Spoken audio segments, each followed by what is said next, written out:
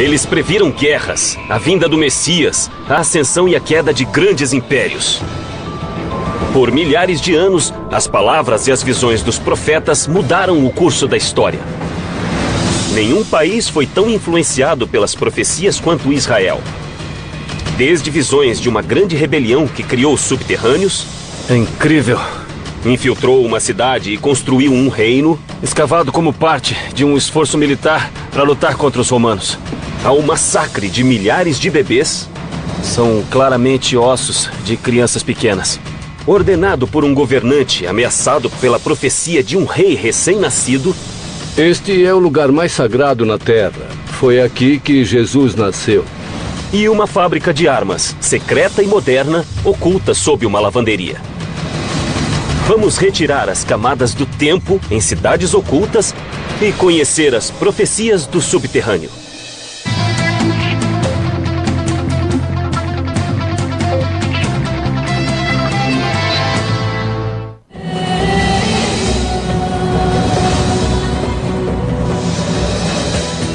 Para bilhões de pessoas, Israel é a terra mais santa do planeta.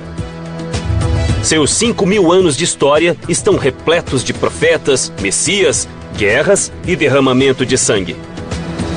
Seu presente é assombrado por fantasmas do passado e profecias do futuro.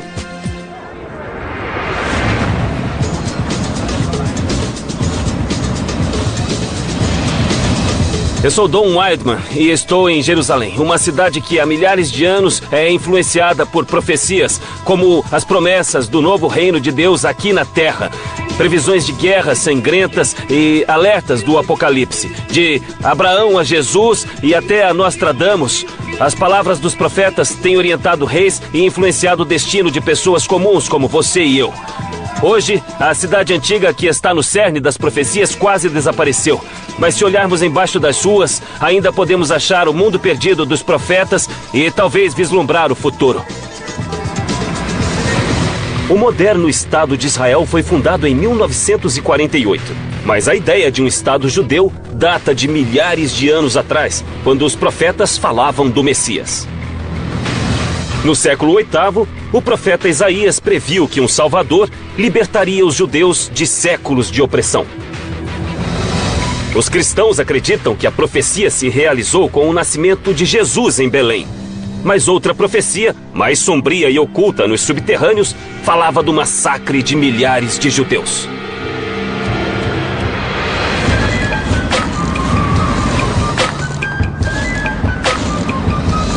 Eu estou a 8 quilômetros de Jerusalém.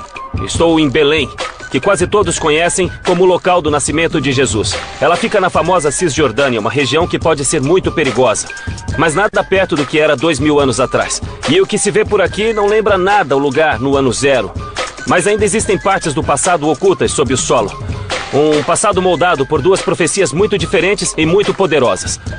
Uma falava do Messias, o Salvador dos judeus oprimidos, e a outra era muito sombria, um alerta assustador de um massacre de inocentes recém-nascidos.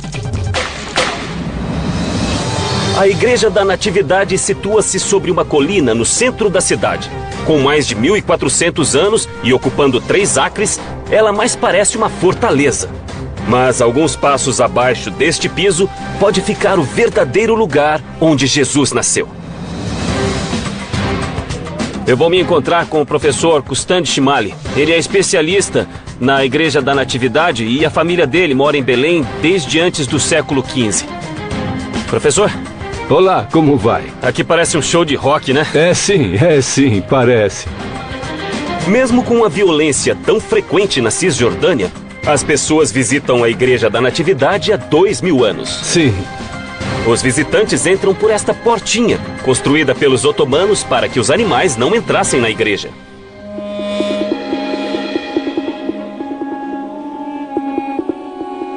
Que bonito. Ela é pequena comparada ao que se vê na Europa. É, mas é linda. Mas este é um dos locais mais sagrados da Terra. Com certeza. E é a igreja mais antiga do mundo. A igreja não é um marco arquitetônico. Mas para milhões de pessoas em todo o mundo, o local em que duas profecias foram cumpridas situa-se em uma caverna escura sob o piso da igreja.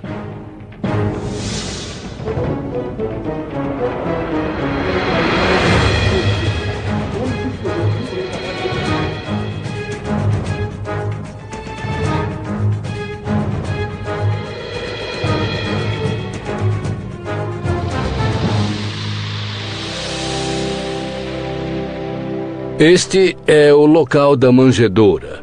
Sei. Depois do nascimento de Jesus, sua mãe Maria o pegou e colocou na manjedoura neste local. E realmente é. Dá pra ver a parede de pedra. Sim, Esta é a caverna sim. onde estavam. Eu tô sem palavras. Nós estamos no centro da cristandade, bem aqui. Sim, este é o lugar mais sagrado da terra. É o lugar onde Jesus nasceu. Este é o local do nascimento de Jesus Cristo. E estamos no interior da gruta subterrânea, onde começou a vida mais sagrada de toda a cristandade. Este é o lugar exato da caverna onde ele nasceu. Para muitos, Jesus é o esperado Messias que cumpriu a antiga profecia. Lucas escreveu que Maria e José viajaram 140 quilômetros de Nazaré a Belém para registrar-se no censo romano. Procuraram uma hospedaria, mas dormiram em uma caverna onde havia animais. A partir do século II, os cristãos começaram a fazer peregrinações a grutas.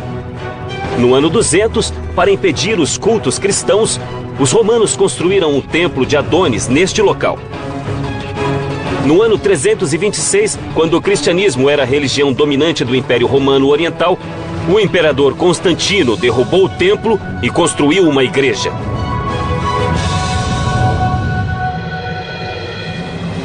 A Igreja da Natividade e o cristianismo ligam o nascimento dessa criança a esta caverna escura.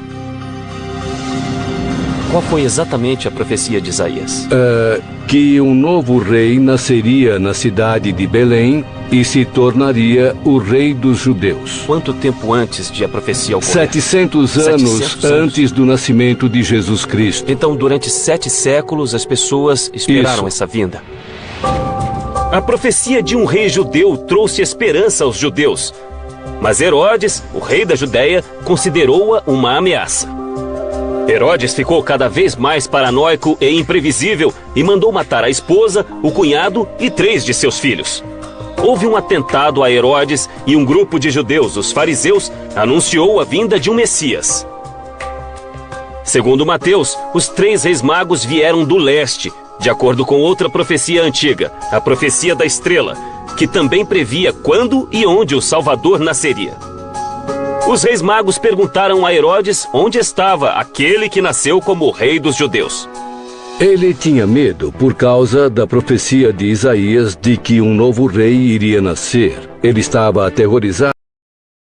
Era um homem violento, reagiu com raiva. O que aconteceu foi registrado por Mateus. Esse é o único registro da história, mas seu legado deu forma ao cristianismo desde o nascimento de Jesus.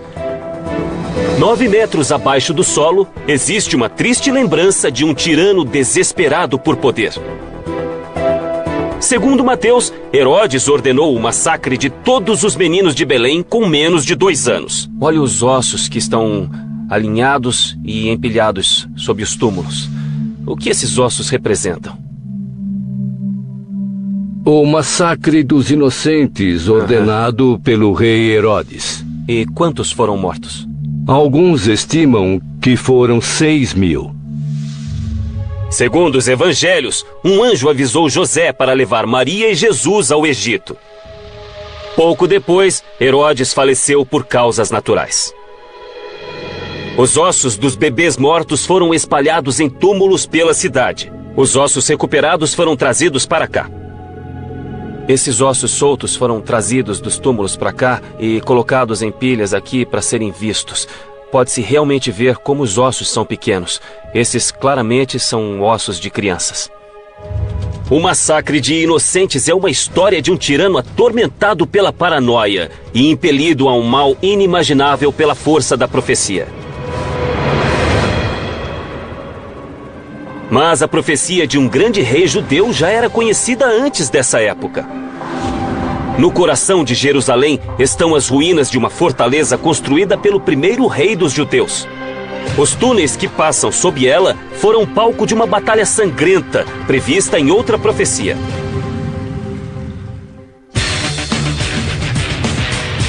Israel gasta mais per capita para se proteger do que qualquer outro país.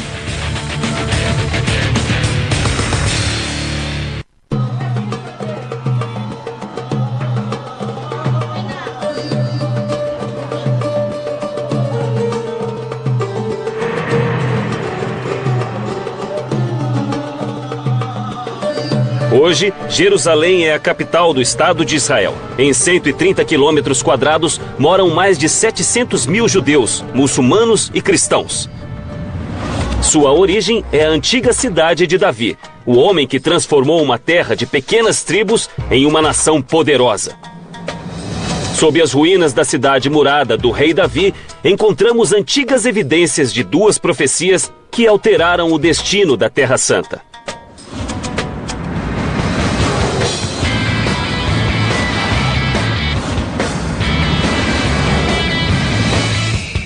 Eu estou a caminho da cidade de Davi. Ela fica bem ali, no final daquela colina. Esta é a origem da antiga Jerusalém, o lugar onde tudo começou. Foi construída milhares de anos atrás, no tempo em que o mundo era abalado pela palavra dos profetas, homens que se acreditavam escolhidos por Deus para transmitir sua mensagem. Eles previam tudo, de desastres naturais como terremotos e inundações, a batalhas sangrentas e o declínio de impérios. De fato, eles até previram a destruição deste mesmo local. Sabem de uma coisa? Eles acertaram em cheio. As ruínas da cidade de Davi situam-se ao sul do Monte do Templo, a colina do lendário Templo de Salomão. Eu vou me encontrar com Sharash-Lo. Esse homem explorou cada centímetro do mundo sob a cidade de Davi. Vamos descobrir como as profecias literalmente moldaram esta cidade. Então a cidade de Davi fica sobre uma colina. Sim, boa parte dela está sob nossos pés. E por que neste local que a cidade se situa? Porque este é o único lugar em que existe água nos montes de Judá. A água era essencial para a cidade, mas os túneis subterrâneos construídos para captá-la seriam palco de uma das batalhas mais sangrentas que a cidade jamais viu. Então, daqui em diante, vamos pelo subterrâneo, é isso? É, o início foi construído e depois escavado. Sei.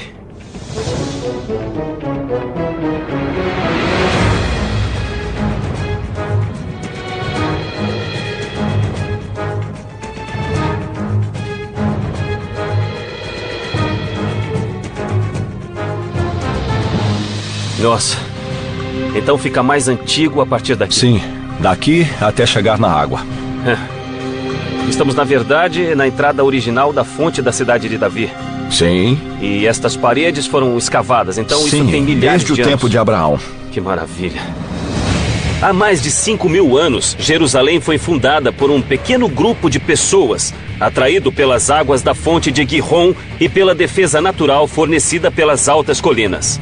Durante os 2.000 anos seguintes, foram erguidas muralhas para protegê-la das tribos rivais. Mas as mesmas muralhas que afastavam o inimigo também bloqueavam o acesso àquela que era a única fonte de água da cidade. Por volta de 2000 a.C., os canaanitas escavaram um aqueduto secreto que ligava a fonte e a cidade. Além de abastecer a cidade com água, esse túnel teve papel crucial em uma batalha em Jerusalém. Bom, eu vou parar você aqui um instante, pois quase ninguém sabe, já que não pusemos uma placa, mas bem aqui acima da sua cabeça está a muralha da cidade antiga. Isso significa que você veio de dentro da cidade e agora está indo para fora da cidade. E a muralha da cidade está acima de nós. Aqui estamos fora da cidade. Sim, neste momento você está fora da cidade, isso mesmo. Todos os dias, os canaanitas carregavam pesados jarros de água por essa passagem até uma torre de guarda sobre a fonte e desciam escadas íngremes para coletar água em segurança. A ideia desse maravilhoso sistema era conectar as pessoas que moravam na cidade com a fonte de água. Sem essa fonte, as pessoas morreriam em cerca de 3 dias. As defesas da cidade mantiveram-se por 1000 anos. Então, no ano 1000 a.C., Davi, rei do norte de Israel, quis unificar o povo judeu sob seu comando. Famoso por ter matado o gigante Golias quando era criança, Davi tinha apenas 30 anos quando marchou para Jerusalém com um pequeno exército e uma profecia. A profecia foi basicamente feita pelo profeta Samuel. Ele disse que a partir daquele tempo a cidade seria revelada e existiria para sempre sob a casa de Davi. Toda a casa de Davi reinaria sobre a cidade para sempre. Mesmo que fosse expulso, ele sempre retornaria. Sabemos que Davi conquistou a cidade e a governou por mais de 30 anos. Mas não há sinais de que as muralhas foram invadidas. Não há sinais de destruição. Então, como Davi conseguiu se infiltrar na cidade?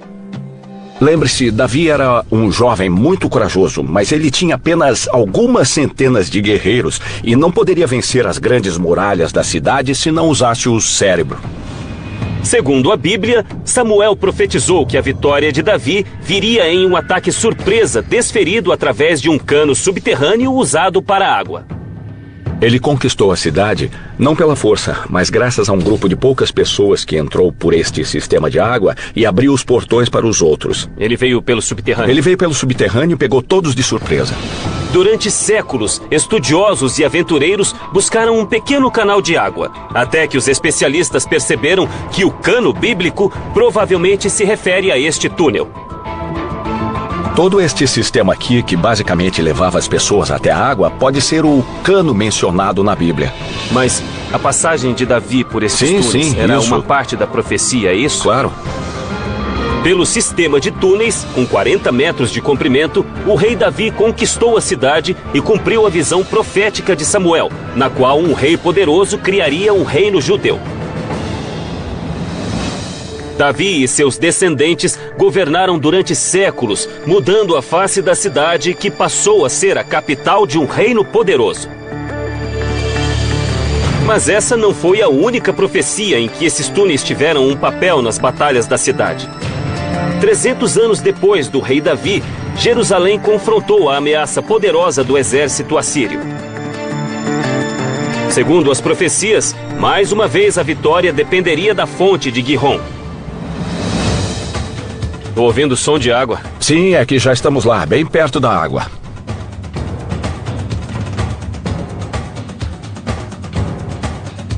Mas esta água é natural? Esta é a própria fonte de Gihon que estamos falando tanto. A fonte foi usada por muitos anos. Mas em 701 a.C., o exército assírio, com 200 mil homens, varreu Israel. O rei da Judéia precisava de uma defesa que salvasse o reino e cumprisse a profecia de Isaías de que os túneis eram a solução. Os assírios tinham conquistado 46 cidades e marcado o local das vitórias com uma pilha de crânios. Jerusalém era o próximo alvo. Conforme o exército se aproximava e os refugiados acorriam a cidade, o rei Ezequias percebeu que um caminho até a fonte não bastaria. Ele precisava de um canal que trouxesse a água para a cidade. Jerusalém tinha crescido 3 ou 4 vezes na época. Enquanto construía uma nova muralha, ele pensou, a água não é bastante para sustentar a todos. Eu preciso resolver isso e realizou um feito incrível. Uma grande obra que foi criar e escavar o túnel de Ezequias, em que estamos entrando agora. O túnel de Ezequias tem 500 metros de comprimento, 100 dos quais sob o solo, e sai do lado ocidental. Há um leve declive da fonte para a piscina de Siloé, que é o extremo do túnel dentro da cidade. Foi tudo escavado à mão e na penumbra, pois em excesso, as lâmpadas de óleo consumiriam o oxigênio. Quando o exército assírio chegou à cidade, o profeta Isaías subiu na muralha e alertou: "Vocês não devem entrar na cidade, assim diz o Senhor, pois estamos prontos." Bom, Isaías sabia que uma nova muralha e este incrível sistema tinham sido construídos. Então este era o conhecimento secreto que Isaías tinha quando fez a profecia? Era. Os assírios sitiaram a cidade por meses, até que foram dizimados por uma praga e recuaram, cumprindo a profecia de Isaías. É por causa desta água, então, que Jerusalém existe hoje? Achamos que sim. É incrível. Este sistema de água foi criado para a defesa contra os assírios. Esta água vem exatamente da mesma fonte que fluía naquela época. Vamos dar uma olhada. Olha só essa água. Ela corre por aqui.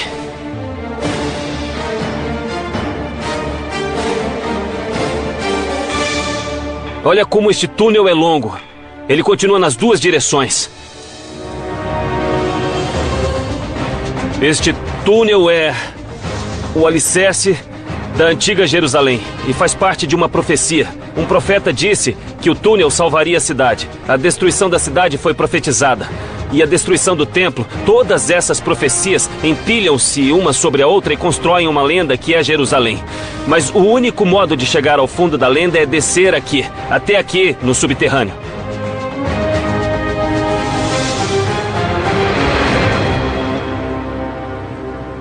O rei Davi cumpriu a profecia de um reino judeu unificado.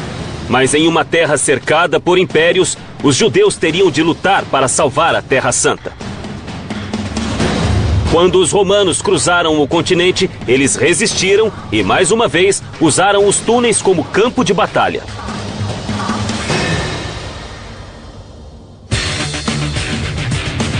O celular, a mensagem instantânea, o firewall e a mensagem de voz foram inventados em Israel.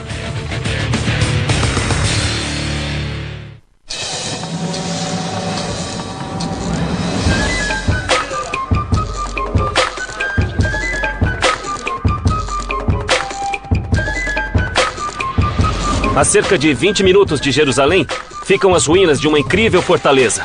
Ela se chama Heródion e seu nome vem do rei Herodes, que é famoso por suas incríveis obras de engenharia e também por seu comportamento imprevisível.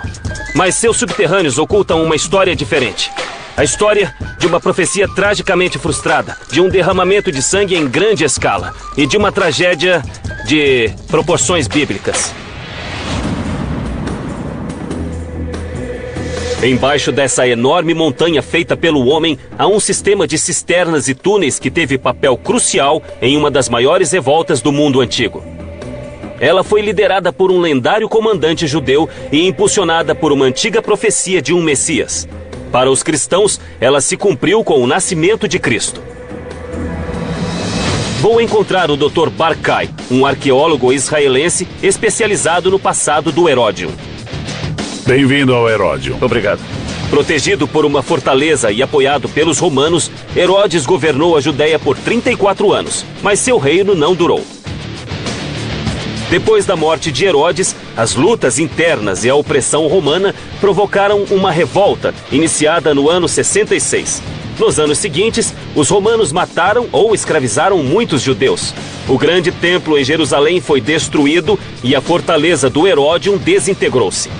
Nossa, então aqui era o palácio. Este é o Palácio da Montanha. Foi acrescentado a um palácio muito maior que ficava abaixo. No ano 132, 60 anos depois da primeira revolta, essas cisternas abandonadas foram usadas para outro propósito quando a Judéia foi surpreendida por uma nova revolta.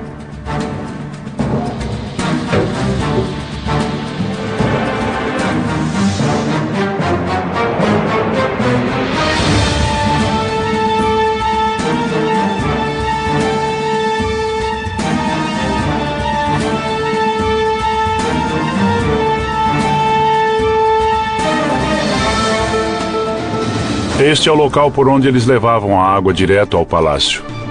Tudo isto foi escavado. Tudo foi escavado, quase todas as cisternas originais. Saímos em outro lugar. O que é isto? Esta é uma das cisternas originais de Herodes o Grande.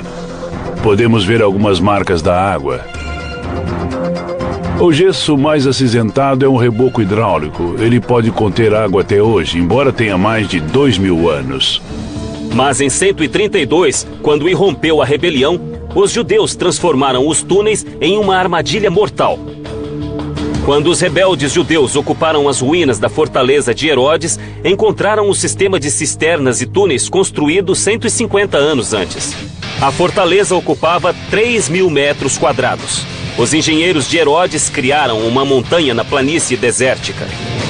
Construíram uma estrutura cilíndrica com paredes duplas, cobriram com toneladas de terra e transformaram uma pequena colina em uma imponente montanha de 700 metros de altura. O palácio construído no topo era rodeado por muralhas e torres. Tinha grandes salões, luxuosos aposentos particulares e banhos romanos. O conjunto usava muita água e as cisternas subterrâneas também precisavam ser enormes. Depois da destruição do conjunto, os romanos não se incomodaram com a montanha. Mas os rebeldes conheciam o subterrâneo e seu brilhante líder militar decidiu usá-lo. O líder da segunda revolta era um homem muito carismático. O seu nome era Simão, o filho de Cosiba.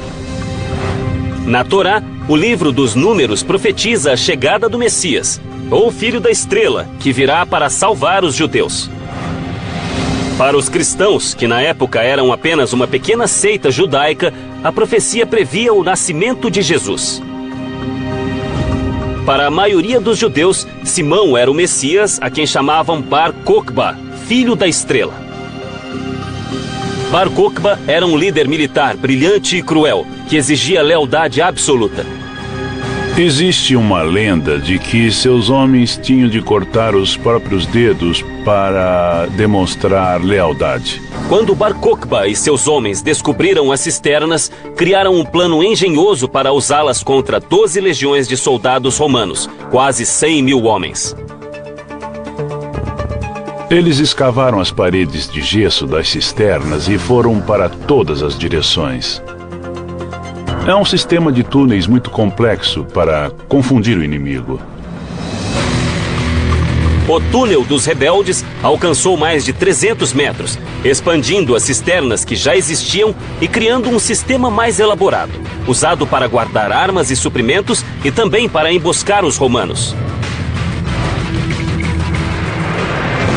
Quando o exército romano chegou ao Heródium, os rebeldes usaram a rede de túneis para desferir ataques surpresa. Se os romanos encontrassem os túneis, seriam massacrados. Olha isto, olha só como é feito. Eles escavaram este lado, agora está fechado, mas havia uma saída aqui e uma outra saída aqui. Os rebeldes lutaram por mais de 3 anos, mas no final, Bar Kokhba, o filho da estrela, foi morto e os rebeldes foram dizimados. Os sobreviventes foram aprisionados ou vendidos como escravos.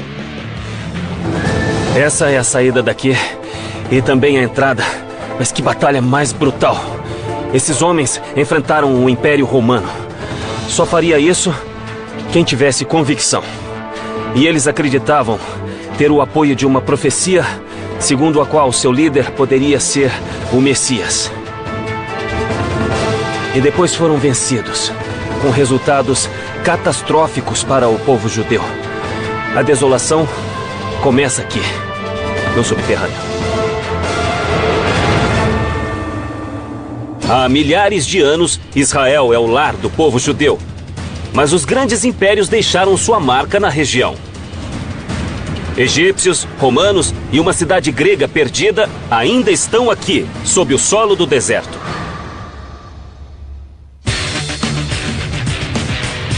Israel tem o maior número de universitários formados per capita no mundo.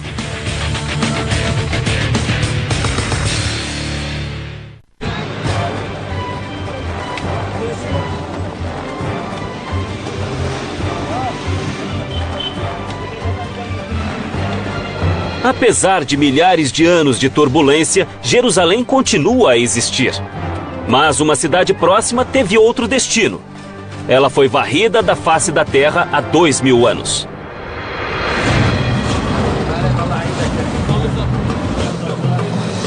Estou a 56 quilômetros de Jerusalém, nas ruínas de uma cidade antiga chamada Maresha.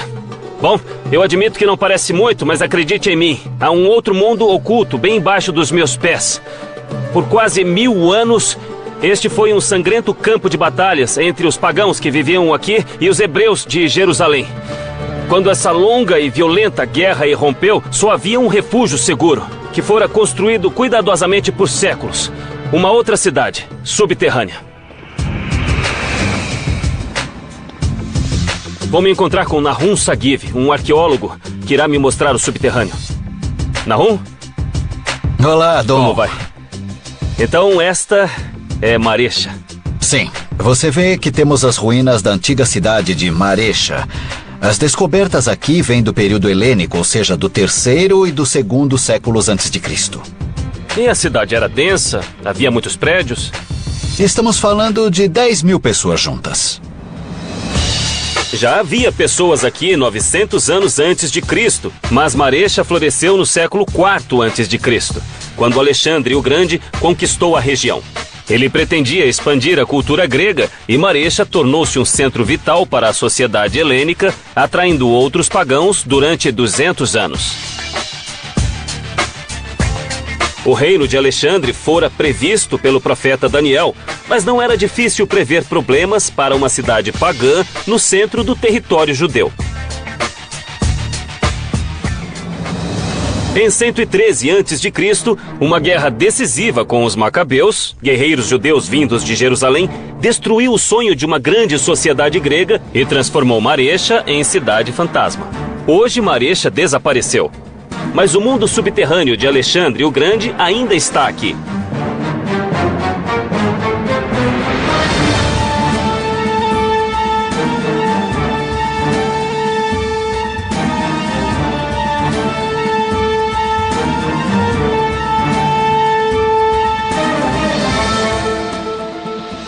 Esta é uma das 800 pedreiras escavadas à mão entre os séculos IV e X.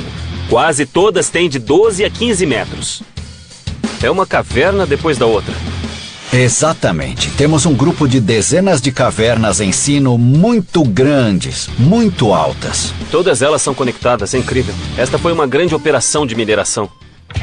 O calcário extraído dessas cavernas foi usado para construir Marecha, mas exigia manutenção constante.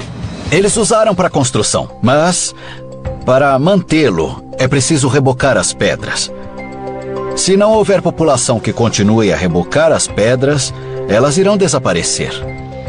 Abandonadas há séculos, as casas de calcário de Marecha desmoronaram. Mas uma parte vital da cidade, remanescente dos gregos, permaneceu abaixo da superfície, a salvo dos cortantes ventos do deserto. Olha isto. Dê uma olhada. O que é esta coisa? Este é um esmagador. Esmagador. Para azeitonas. Então todo este subterrâneo foi feito para fazer azeite? Nós acreditamos que este tipo de esmagador chegou depois da conquista de Alexandre o Grande. 20 dessas antigas fábricas de azeite foram encontradas até agora. Elas abasteciam a cidade e exportavam 190 toneladas por ano. Há 20 anos, Nahum e seus colegas escavam esta área. Teve que tirar muita terra, hein? Removendo 2.000 anos de detritos e revelando grandes câmaras subterrâneas. Uma das maiores salas que encontraram em Marecha, que lindo, foi esta. Uma sala não para a realeza, mas para pombos. Nossa, tem uma caverna enorme aqui. Olha isto. É incrível. O que é? Isto é um columbário. Um columbário, o que significa? Eles costumavam criar pombos aqui para usar a carne e o esterco. Olha isto. Esses buracos são para criar pombos. Olha só, estão perfeitamente alinhados. No antigo mundo mediterrâneo, os pombos eram uma mercadoria valiosa. Os pombos eram vendidos aos judeus para rituais de sacrifício e os excrementos, ricos em nitrogênio, eram usados como adubo para os olivais. Esses pombais eram muito valiosos para os moradores de Marecha. Este é um dos maiores que temos em Israel, é claro. E aqui, nesta área, nós temos centenas de pombais. Os pombais de Marecha foram criados antes de Alexandre e se expandiram com o tempo. Os pombais tinham 30 metros de comprimento e 10 de altura. Foram escavados em pedreiras de calcário sob a cidade e ampliados cuidadosamente para não provocar desabamento. Os construtores fizeram passagens para que os pombos entrassem e saíssem, mas com aberturas mínimas para barrar o ar seco do deserto que endureceria o calcário. Como a rocha permaneceu macia e fácil de escavar, os pombais foram ampliados para baixo. Marecha era próspera e pagã, e se tornou um alvo quando o líder judeu João Hircano subiu ao poder em 135 a.C. 22 anos depois, ele atacou a cidade. Pouco se sabe sobre a batalha, a não ser o resultado. Hircano I conquistou toda a região e obrigou o povo a se converter ao judaísmo. Então quer dizer que ele baixou uma lei. Ou você se converte ao judaísmo ou então morre. Exatamente. E muitas pessoas acabaram morrendo. Eles tinham seu modo de vida. Tinham muito a perder, então rejeitaram a ordem e pagaram com a vida. Alguns conseguiram escapar, mas em 40 a.C., a rica Maresha estava em ruínas. Por toda parte nesta terra, há derramamento de sangue, guerra e aniquilação. Civilizações esmagadas. Mas esta também é a história de incríveis feitos de engenharia, de sobrevivência sob as mais difíceis circunstâncias. E o lugar onde mais se encontram esses milagres, feitos pelo homem, fica bem aqui, no subterrâneo. A luta pelo controle de Israel já dura milhares de anos e não é história antiga. A profecia que levou o rei Davi a unir os judeus há 3.000 anos ainda é uma força atuante em Israel. Embaixo desta lavanderia, existem evidências de que os rebeldes antigos tinham algo em comum com os modernos: o subterrâneo. A palavra Amém aparece 773.692 vezes na Bíblia.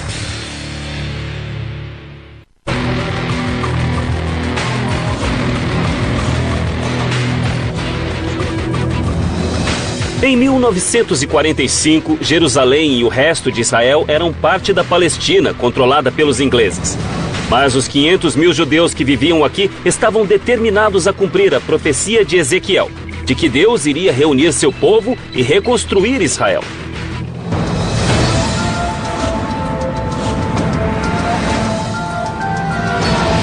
Este kibbutz fica no centro de Israel.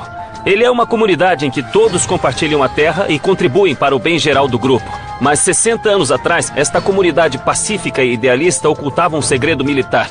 Bem diante dos ingleses que ocupavam esta área na época, a resistência judia criou uma fábrica de armas secreta, no porão daquilo que aparentemente era uma lavanderia totalmente inocente. Situado apenas 45 quilômetros a noroeste de Jerusalém, o pequeno kibbutz Ayalon teve importante papel na criação de Israel. Eu vou me encontrar com Shalom Hillel, que realmente trabalhou nesta fábrica secreta e pessoalmente ajudou a montá-la. Ele está bem ali. Shalom? Bem-vindo. Bem-vindo ao Instituto Ayalon. Muito obrigado. É uma honra. Shalom Hillel, um dos fundadores de Israel, foi voluntário da Haganah, uma organização paramilitar judia secreta. Desafiando os vizinhos árabes hostis e as forças de ocupação inglesas, Shlomo arriscou a vida nesse kibbutz. Aqui embaixo? Sim. Por favor. Então, existe uma fábrica de armas secreta sob nossos pés. Isso mesmo. Faz muito barulho. Como nunca descobriram que estava aqui? Precisávamos desta máquina de lavar. Ela tinha de funcionar o dia inteiro. Entendo. Para fazer um barulho que cobrisse outros ruídos Isso que aqui houvesse. faz muito barulho? Faz barulho a funcionar, sem mesmo? dúvida. Vamos ver. Ah, muito bom. Esse barulho encobria a fábrica, Era né? esse barulho, sim. E funciona muito bem. Como parte da operação de disfarce, o kibbutz começou a lavar a roupa dos oficiais ingleses. Vocês lavavam as roupas dos ingleses de quem queriam ocultar isto? Sim, eles ficavam satisfeitos porque fazíamos um bom trabalho. E o que teria acontecido com vocês se descobrissem? Eles teriam prendido? Teriam... Não, provavelmente mais que isso, porque havia pena de morte para quem produzisse armas. Está falando de garotos de 17 anos. 17 anos, você tinha 22. Eu era o mais velho. A vida dos jovens dependia de manter a fábrica em segredo sob a fachada da vida cotidiana. Nossa, olha só isso. É muito bom. Olha só. Era preciso ser rápido naquela época. Com certeza. Não se podia demorar muito tempo. Esta era a fachada. É surpreendente. Esta é uma história incrível.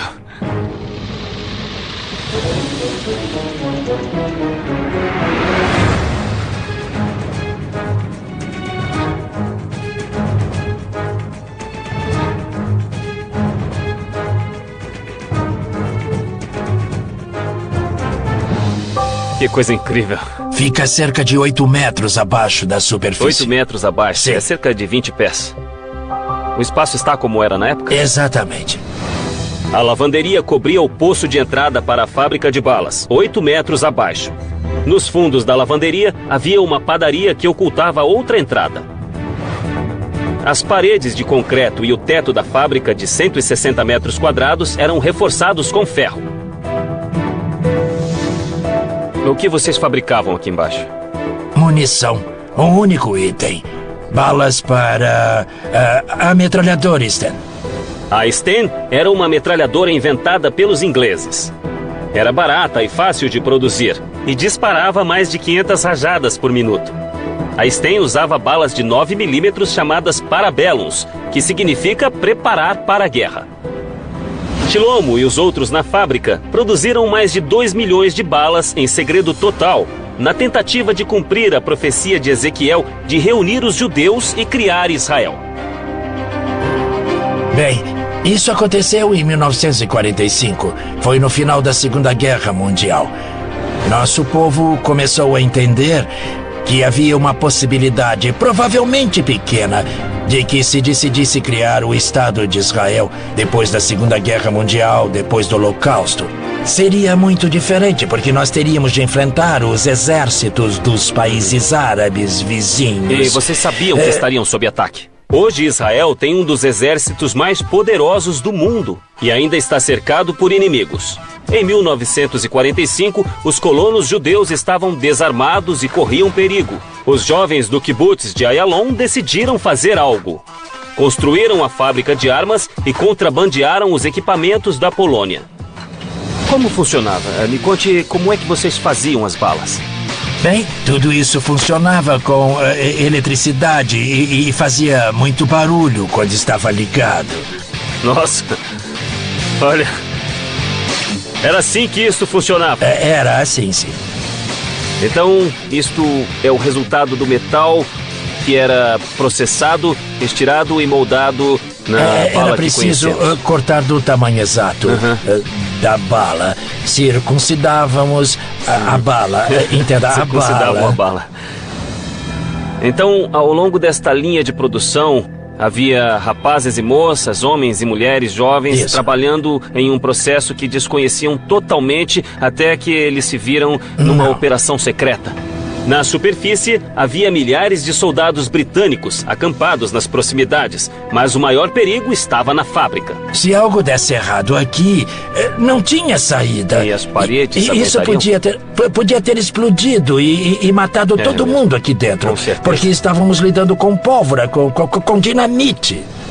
Mas as balas tinham de ser testadas e a poucos metros do material explosivo, eles criaram uma galeria de tiro. Então, esta é a galeria de tiro. Todos Sim. os dias a qualidade do produto era testada Sim, aqui é isso dentro mesmo, era assim. da própria fábrica. Sim, e na minha opinião, isso era perigoso demais. Apesar dos riscos, não houve acidentes fatais em Ayalon e eles nunca foram descobertos, prova do bom planejamento dessa operação subterrânea. Eles tinham até uma cabine de bronzeamento para parecer que os trabalhadores haviam estado ao ar livre. É incrível o número de detalhes com que tinham que se preocupar. A menor suspeita podia ter sido o fim de todos nós. Vocês viviam um filme de espionagem.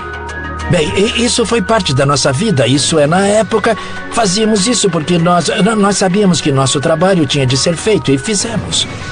Sentíamos satisfação por estar fazendo algo que sabíamos que era importante para a nossa sobrevivência. É impressionante.